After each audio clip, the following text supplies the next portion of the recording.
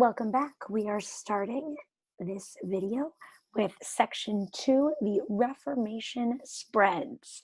This is only a few slides and we will probably move through this video pretty quickly as well. So let's get started.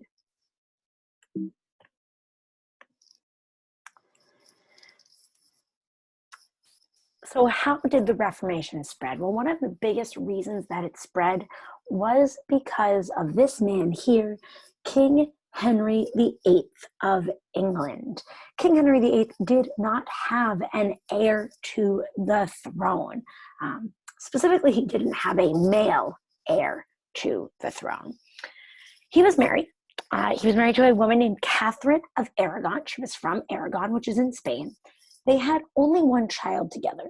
Her name was Mary. She was a girl, and he wanted a male heir. And so Henry wanted to divorce Catherine and remarry. He was hopeful that if he remarried someone else, he would then have a son. Well, the Catholic Church didn't allow divorce. So even though he went to the Pope and asked if he could, the Pope said no. He then asked the Pope to annul his marriage, which means to cancel it, to say it didn't happen. But because they had a child together, Henry and Catherine, the Pope said no, that he would not annul or set aside his marriage. And so Henry VIII was left with what he considered to be no other choice but to leave the Catholic Church entirely. So Henry asked Parliament to end the Pope's power in England and to replace the Pope's power with the king as the head of the church. So Parliament approved what is known as the Act of Supremacy, which asked people, the people of England, to take the oath accepting Henry as the official head of England's church. And in 1533, after that had all been done, Henry VIII divorced Catherine and married this woman here, Anne Boleyn. He marries someone new. Everything probably worked out great for him, right? Not so fast. There were some consequences here. Unfortunately for her, Anne Boleyn gave birth to a daughter, Elizabeth. And for giving birth to a daughter, Anne Boleyn was charged with treason. She was imprisoned, and then she was beheaded, all for having gone against her government and given birth to a daughter. Well, in 1536, Henry VIII married his third wife, Jane Seymour. Poor Jane. Jane did give birth to a son. His name was Edward. She gave birth to him in 1537, but she died 2 weeks later from complications in childbirth. People believe, historians look at the relationship between Henry and Jane and believe that Henry really did love Jane. However, Jane did die. And so Jane was not Henry's last wife. Henry married 3 more times.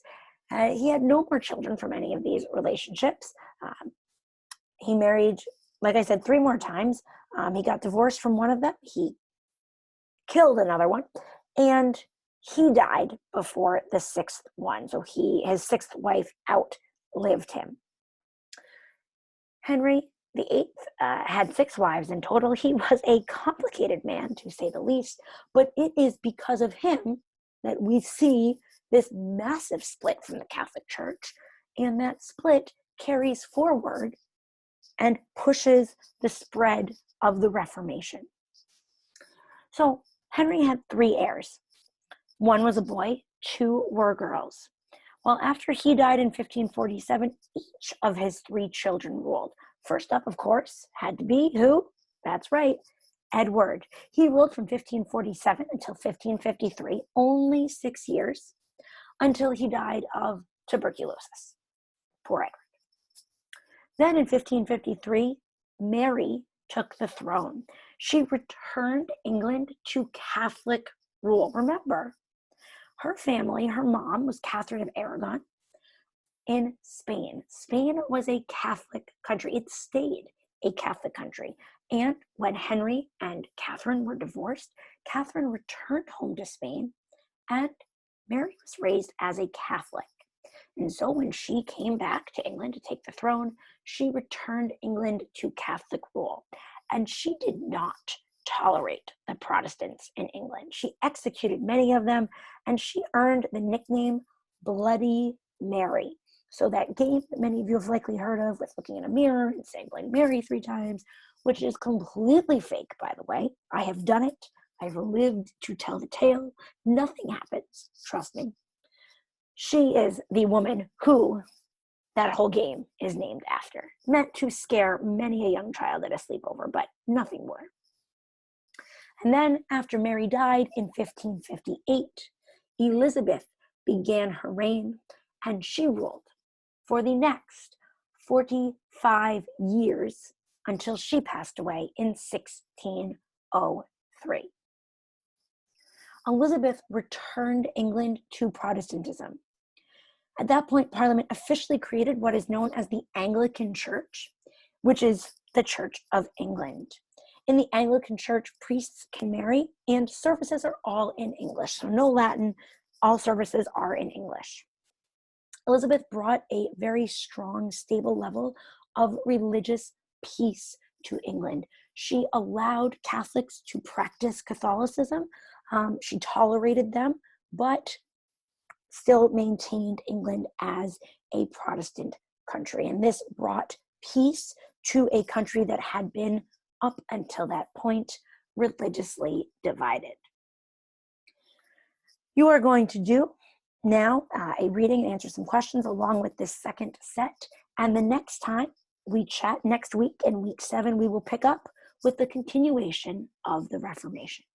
As always, please let me know if you have any questions. Send me an email or a text on Remind, and I will get back to you as soon as I can. Hope you all have a great week.